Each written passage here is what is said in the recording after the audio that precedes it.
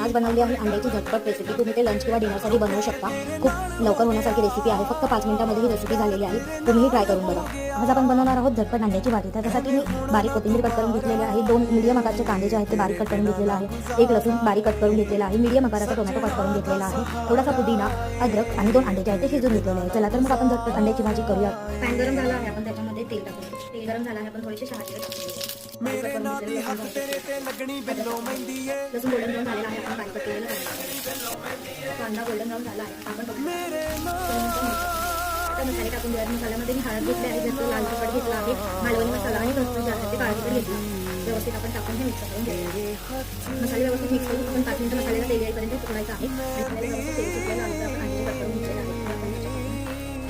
व्यवस्थित मिक्स करून घेऊया।